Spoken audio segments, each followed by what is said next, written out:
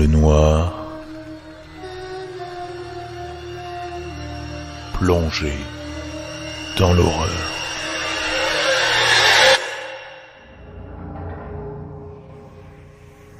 J'étais en cavale. Je ne veux pas dire pourquoi car je ne veux pas m'incriminer. Cependant, si quelqu'un de la police lit ceci, je pourrais très probablement plaider un trouble mental. Aucune personne saine d'esprit ne pourrait prétendre avoir vécu ce que j'ai vécu. Je dormais dans la rue près des docks. C'était pas si terrible que ça. J'avais trouvé un endroit abrité, un hangar couvert pour les vélos que personne ne semblait utiliser. J'avais un bon sac de couchage et un visage suffisamment triste qui faisait des merveilles pour obtenir de la monnaie des étrangers qui passaient. Tout allait bien, jusqu'à ce que je remarque que les occupants d'une voiture de patrouille me fixent. Pour pas prendre de risques, je me suis éloigné, les mains dans les poches, avec comme objectif de trouver un nouveau spot. Une des rares choses que je peux dire avec certitude sur ma vie de bon à rien, c'est que j'ai généralement suivi le mouvement. Les autres enfants volaient des voitures, alors je faisais pareil. Il y avait de l'argent facile à gagner en transportant de la drogue pour le compte du dealer local, alors c'est devenu mon truc. Quand les choses ont dégénéré, quand la chose dont je ne veux pas parler est arrivée, je faisais partie d'un gang de mauvaises personnes avec lesquelles je me suis associé, en suivant le mouvement. Retour au présent, et pour semer la flicaille, j'ai tourné au coin de la rue, puis j'ai aperçu un bateau de croisière. Je me suis tout de suite dit qu'il était dans un sale état, puis j'ai remarqué qu'il y avait une passerelle qui partait du côté des quais et qui était reliée au bateau, et personne en vue. J'ai embarqué sur la passerelle et sur le navire. Partout où je regardais, je voyais de la peinture craquelée, des taches et des toiles d'araignée. Des banderoles défraîchies pendaient mollement des rambardes, et l'eau s'accumulait dans les interstices du pont. Je ne voyais pas qui pourrait payer pour faire une croisière sur ce navire. De mon côté, je ne me suis jamais senti coupable de faire un tour gratuit dans ma vie. Et la seule destination qui m'importait à l'heure actuelle, c'était loin d'ici.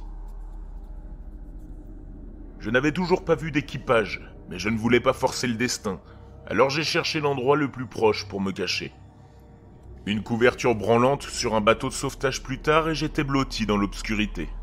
Et juste à temps, car je commençais à entendre des cris, des bruits de bottes. La vague de bruit est passée. J'ai jeté un coup d'œil depuis le canot de sauvetage.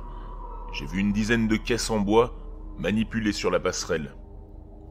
Je commençais à penser qu'il s'agissait d'un cargo plutôt que d'un paquebot de croisière.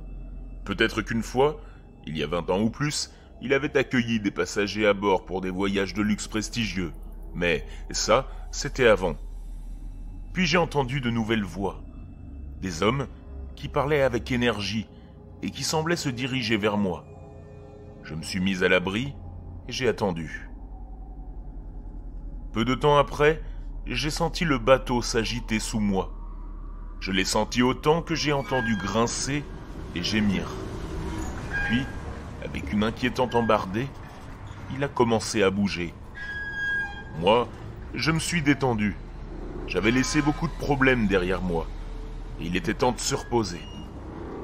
Mais ma vessie n'a pas tardé à ruiner mon calme. J'étais en train d'éclater. Mais j'avais peur de sortir et de me faire attraper. Mais bon, c'était urgent. Alors, très prudent, très lentement, j'ai émergé sur le pont. Je semblais être seul.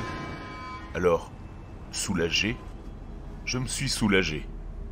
Cette partie du navire était vide, à l'exception de mon canot de sauvetage et d'une rangée de chaises longues.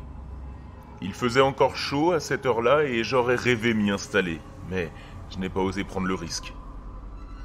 Mes affaires terminées, je me suis glissé sous les couvertures et me suis installé aussi confortablement que possible. À un moment donné, je me suis endormi.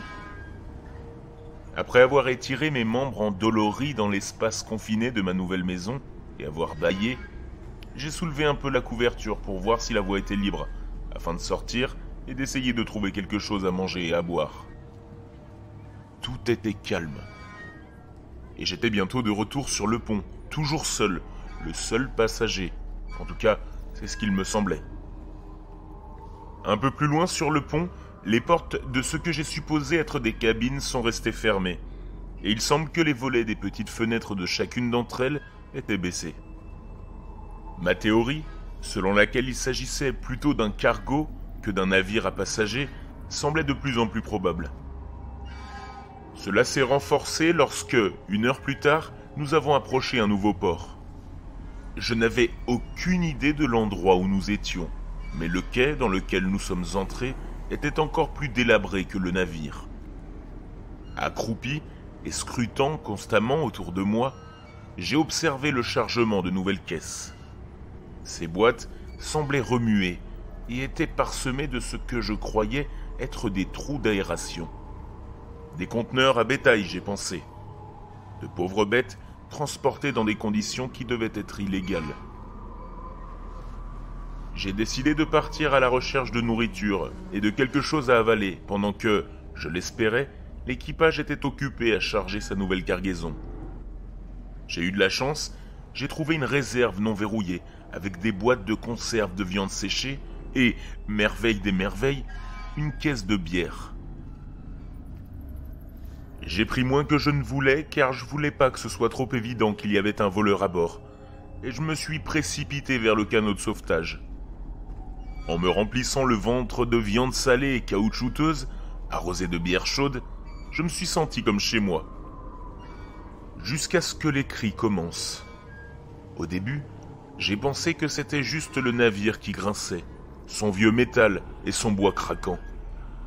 Mais il est devenu vite horriblement clair que c'étaient les cris de créatures bien vivantes. Le bétail, ça devait être ça. Il semblait presque humain. C'était horrible. J'ai essuyé mon visage, me sentant soudainement chaud. Que ce soit à cause des sons crispants ou de la bière chaude et de la viande froide, mon estomac a fait des siennes.